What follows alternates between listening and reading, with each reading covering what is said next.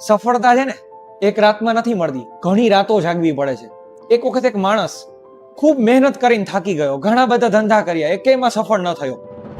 છેલ્લે ઘર મૂકી અને જતો હતો. સંન્યાસી મળ્યા, એને બધી વાત કરી. સંન્યાસીએ કીધું, તને બે પેલા ઝાડ દેખાય? એ કે હા.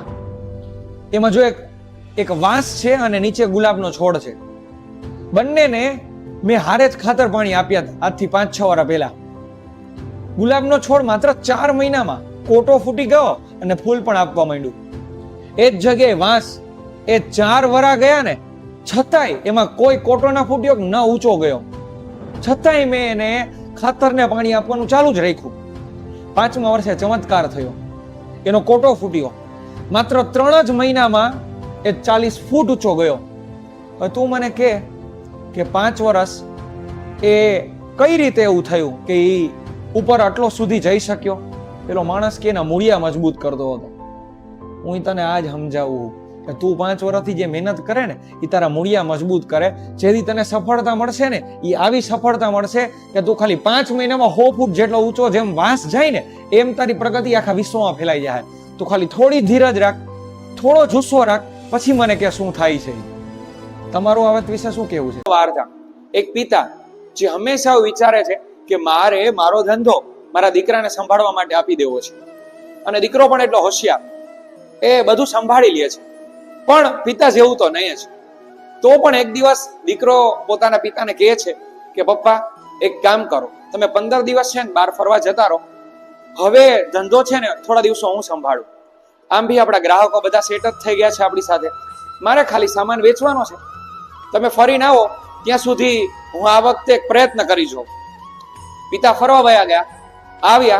આવ્યા તો દીકરો કહે છે કે પપ્પા ધંધો તો મેં કર્યો પણ આવક તમારી જેટલી ના કરી શક્યો. એમ કેમ? સમયસર દુકાન પણ ખોલી, વસ્તુઓ પણ સમયસર બધી મંગાવી લીધી, પણ સમયસર આપવા છતાં પણ કોઈ મારી પાસે લેવા ન આવ્યું. એમ કેમ? ત્યારે પિતાએ જણાવ્યું કે બેટા, ધંધામાં માત્ર સામાન વેચવો જ મહત્વનો નથી હોતો. એમાં સૌથી વધારે મોટો તો ફેક્ટર એ કામ કરે કે તમે લોકો સાથે કેવો સંબંધ બાંધો છો.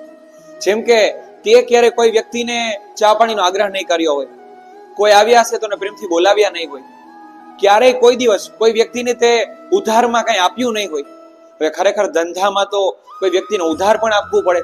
ક્યારેક કોઈ વ્યક્તિ પાસે પૈસા ન હોય તો 2 મહિના પૈસા મોડા આપે તો પણ ચલાવવું પડે. જો આટલું બધું તું સહન કરી શકતો હોય ને તો ધંધો થઈ શકે.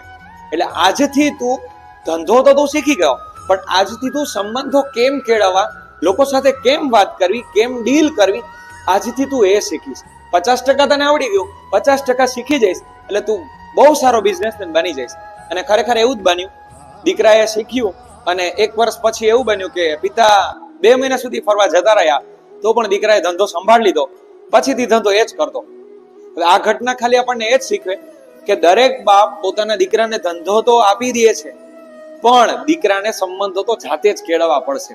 બધા લોકો સાથે વ્યવહાર પોતાને જ રાખવો પડશે, તો જ ધંધાનો ગ્રો થઈ શકશે, નહીતર ક્યારેય નહીં થાય. જો વાત સાચી લાગતી હોય તો લાઈક કરો, શેર કરો, સબસ્ક્રાઇબ કરો. Thank you.